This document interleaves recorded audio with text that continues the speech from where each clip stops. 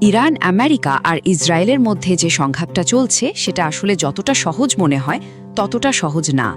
আজকে আমরা একটু বোঝার চেষ্টা করব এর পেছনের জটিল সমীকরণটা, কারণ সবকিছু দেখে মনে হচ্ছে এর ফলাফল কোনো এক পক্ষের জয় পরাজয় নয়, বরং একটা লম্বা অচল অবস্থার দিকেই যাচ্ছে।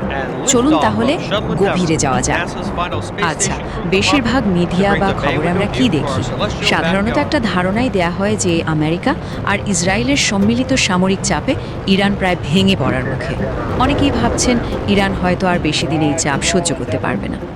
কিন্তু আসল প্রশ্নটা তো অন্য জায়গায়।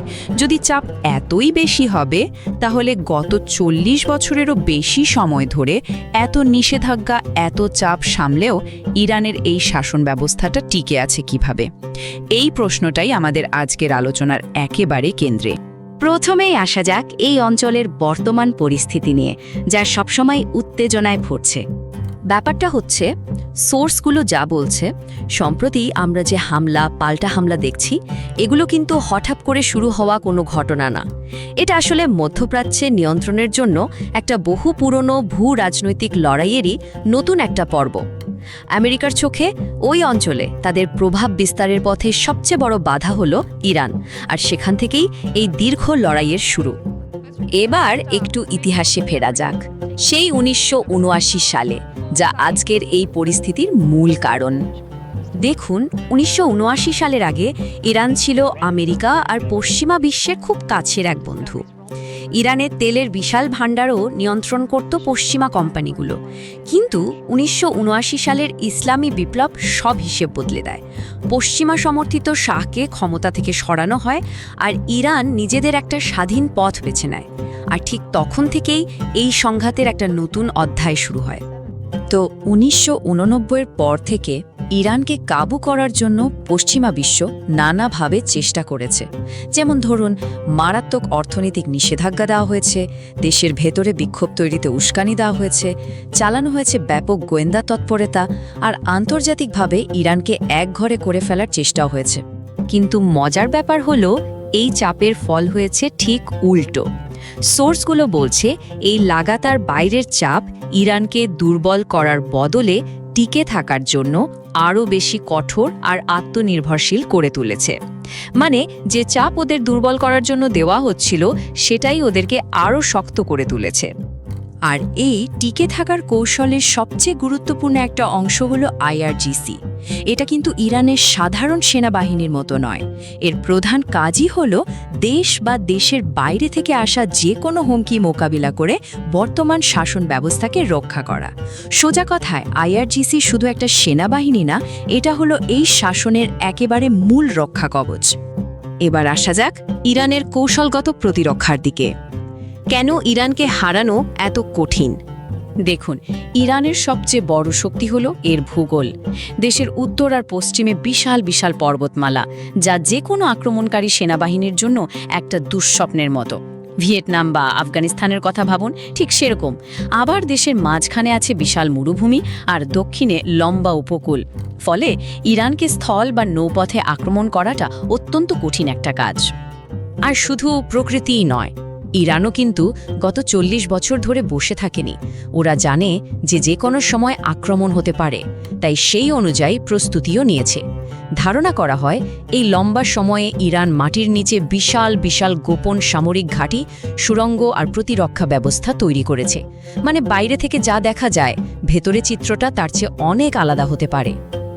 স্ক্রিনে একটা সংখ্যা দেখা যাচ্ছে, তাই না? 20%। এখন মনে হতে পারে এটা আবার কি? কিন্তু এই 20%ই হয়তো পুরো খেলার সবচেয়ে বড় একটা চাল। কারণটা হলো হরমুজ প্রণালী। বিশ্বের মোট তেলের প্রায় 20%ই যায় এই সরু রাস্তাটা দিয়ে। আর এই প্রণালীর ওপর ইরানের একটা কৌশলগত নিয়ন্ত্রণ আছে। ইরান যদি কোনো কারণে এই পথ বন্ধ করে দেয়, তাহলে বিশ্বজুড়ে তেলের বাজারে আগুন লেগে যাবে, অর্থনীতিতে ধস নামবে। তখন অন্য দেশগুলোই যুদ্ধ থামানোর জন্য চাপ দেবে। এটাকে ইরানের হাতে থাকা একটা ট্রাম্প কার্ড বলতে পারেন। এবার একটু আন্তর্জাতিক প্রেক্ষাপটটা দেখা যাক, কারণ বিশ্ব জুড়েও কিন্তু চাপ বাড়ছে। এখানে একটা বেশ বড় সড় বিভাজন দেখা যাচ্ছে। আমেরিকা এ সংঘাতে খুব আগ্রাসী হলেও তার ইউরোপীয় মিত্ররা কিন্তু ততটা উৎসাহী নয়। যেমন যুক্তরাজ্য সরাসরি বলে দিয়েছে তারা সাহায্য করবে না। স্পেনও তাদের সামরিক ঘাঁটি ব্যবহার করতে দেয়নি। কারণটা সহজ, ইউরোপের অর্থনীতি খুব একটা ভালো অবস্থায় নেই, আর একটা লম্বা যুদ্ধ তাদের জন্য আরও বড় সংকট ডেকে আনবে।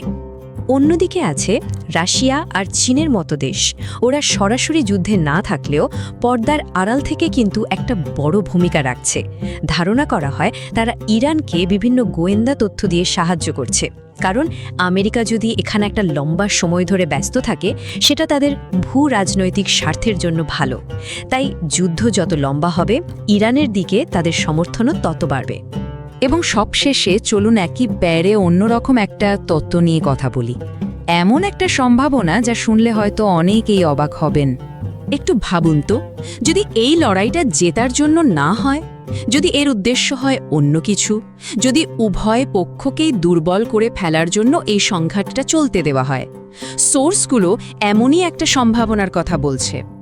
সোর্সগুলো একটা বেশ অদ্ভুত কিন্তু ইন্টারেস্টিং তত্ত্বের কথা বলছে। এমনও তো হতে পারে যে এই সংঘাতটা আসলে মধ্যপ্রাচ্যের দুই প্রধান কট্টরপন্থী শক্তিকে, মানে ইরানের আইআরজিসি আর ইসরায়েলের কট্টরপন্থী সরকারকে একই সঙ্গে দুর্বল করার একটা কৌশল। এই তত্ত্বটার যুক্তিটা বেশ ইন্টারেস্টিং।